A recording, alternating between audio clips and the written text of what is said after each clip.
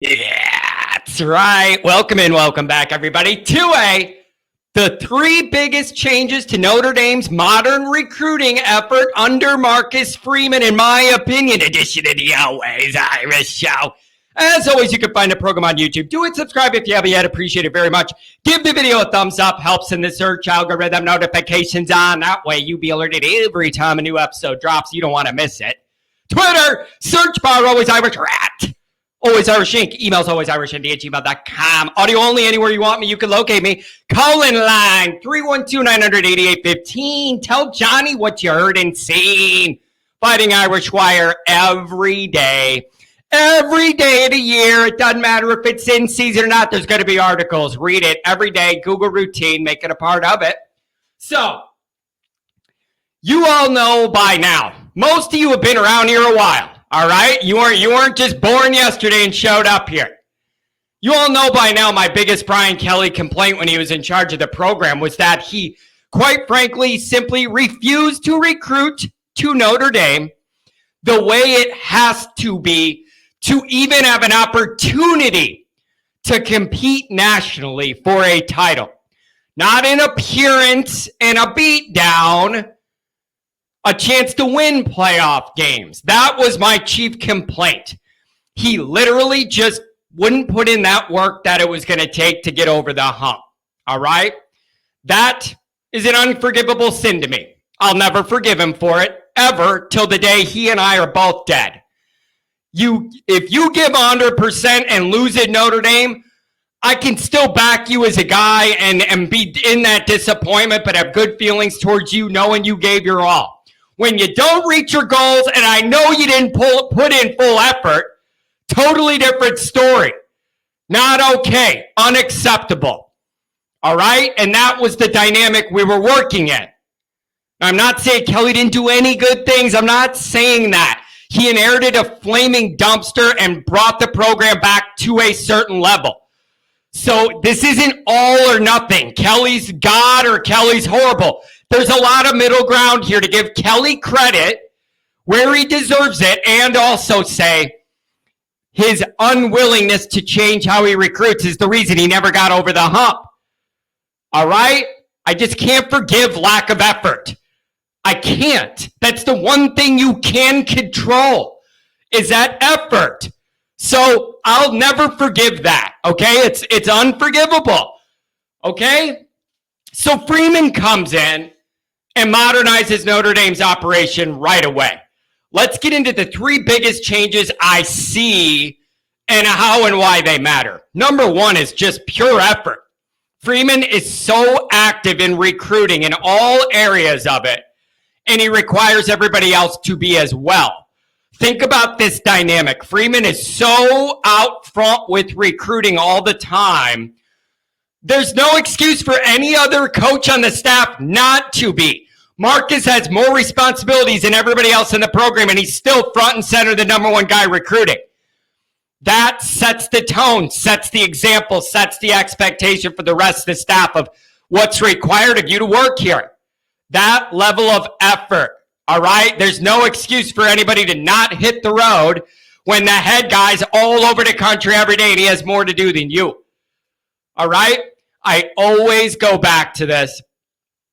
I don't mean to repeat stories, but it's incredibly relevant, and maybe some of you missed me saying it before. When Freeman got hired as the defensive coordinator under Kelly, within 4 weeks' time, I was getting messages from my contacts in compliance telling me Marcus Freeman's messing up the whole recruiting office. They've never seen this much paperwork to process. They don't have enough space for it, enough people to get through it. This guy is piling up the work for us in this office. That's what it takes. That's what it should look like. The fact that it took him to come here for the recruiting office to be bombarded with recruiting paperwork tells you all you need to know about the difference between Kelly doing this at Notre Dame, Freeman doing this at Notre Dame. And I'm not listening to anybody talk to me about, you know, Kelly, you're saying Kelly can't recruit, but look at the LSU. He's doing fine. He can't recruit to Notre Dame. It's a lot easier to recruit to LSU. Reading and writing, they're optional. NIL money for doing nothing, you can have it. Local talent within a drive of Mardi Gras all day long. It's a different dynamic. So I'm addressing what happened here. Here. It is not apples to oranges to compare recruiting efforts to LSU and Notre Dame, all right? Give me a break. So don't go down that avenue. It's a cheap shortcut. You're going to lose the argument. So it's like that difference in effort tells you everything you need to know. I was alerted. It was 3.5 to 4 weeks into his tenure, and they were overwhelmed. And I was getting these messages, and I said, this is the best news I've ever heard. This is exactly what Notre Dame needs and didn't have. And if you were paying attention, you knew we didn't have it. And if you weren't paying attention, you were in the camp of Kelly's doing as good as anybody could do at Notre Dame. You're an idiot. You're an idiot. All you that said that, you were an idiot. You weren't paying attention.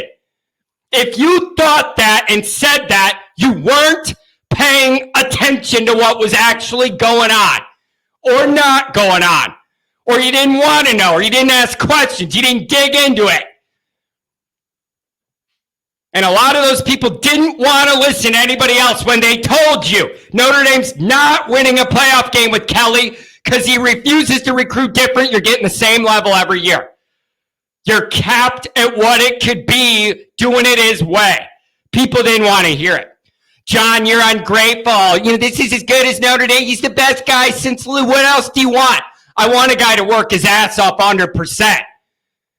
Am I asking for too much? That I want our coach to bust ass 100% in recruiting?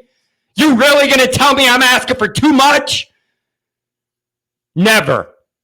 So that's a huge shift just in willingness to work. Willingness to work. It offends me that I have to have this discussion about Notre Dame's head coach. Man. Seriously, John, you need to back off. Kelly's doing as good as anybody could. No, he wasn't. No, he wasn't. He refused to recruit the way you have to recruit to be competitive here. All right?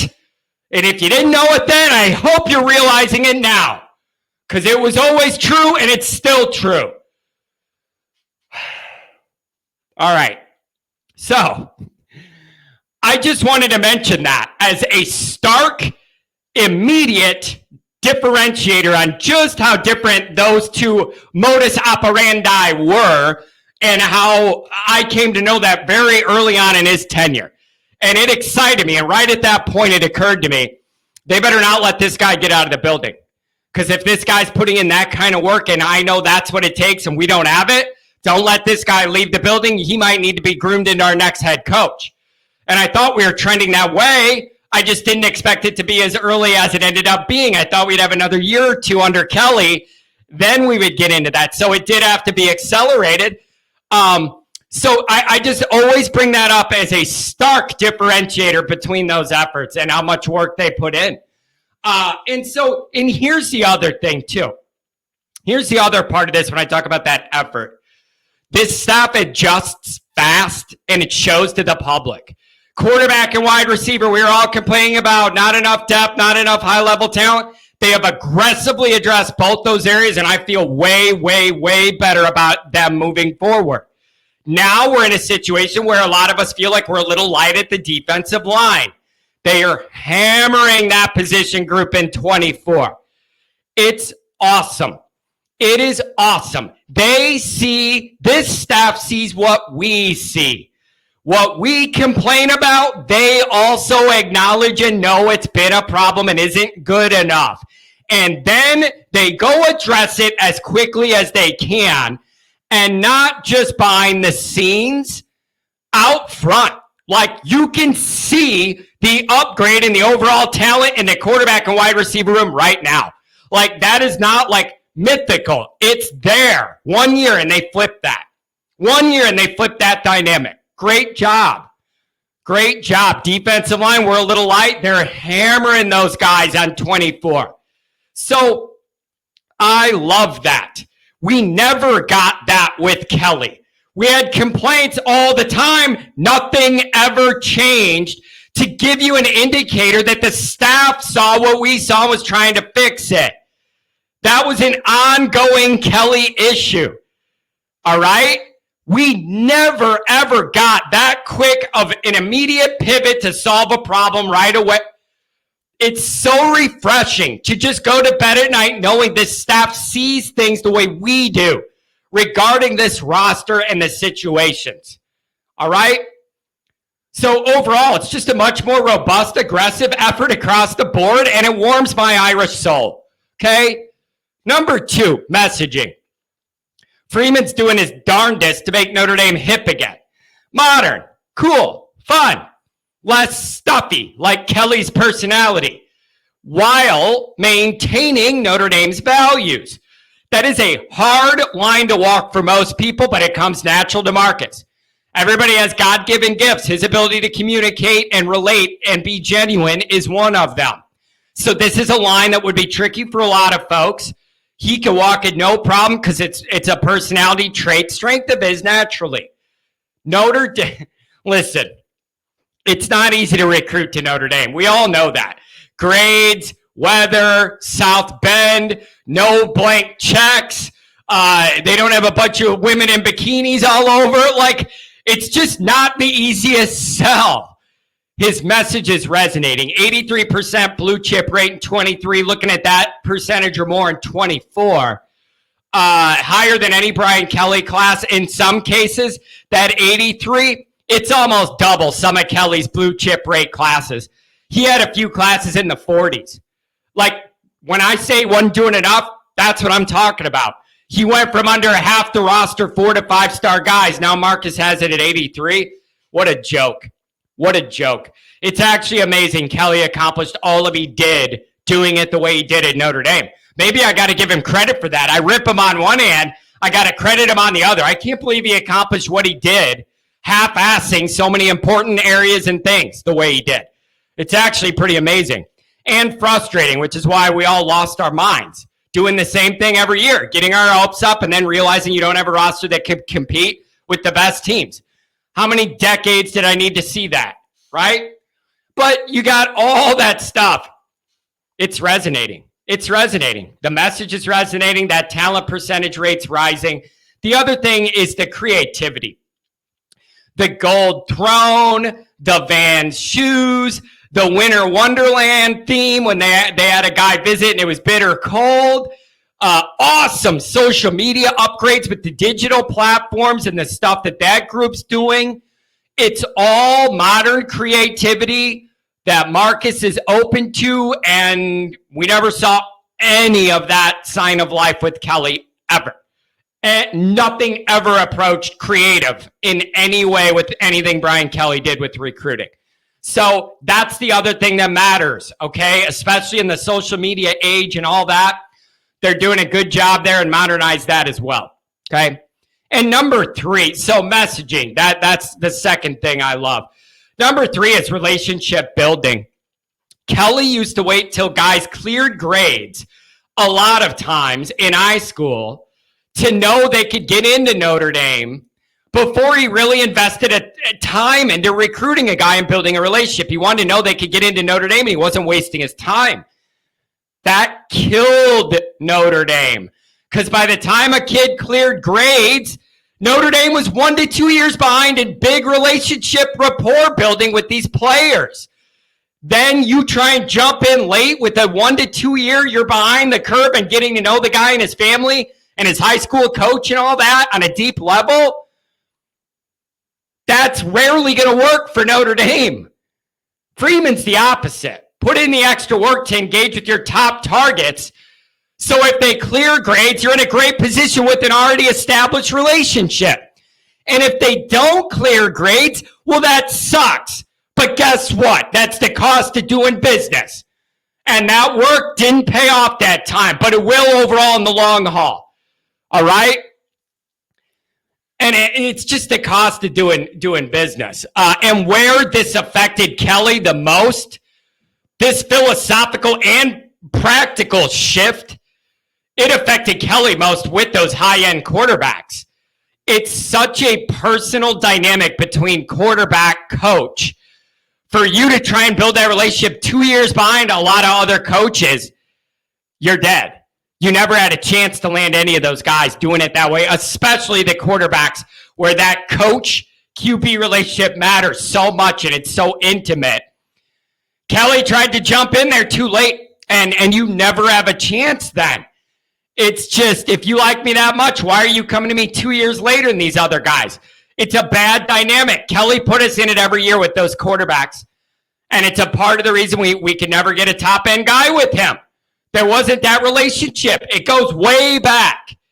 That's a big deal, and it gets overlooked a lot. I don't even think a lot of people think of that angle of this, but it's a big damn deal to me. So let's recap. The biggest changes I see, number one, is just genuine effort across the board in every single way. Warms my heart to see, okay? Number two is messaging.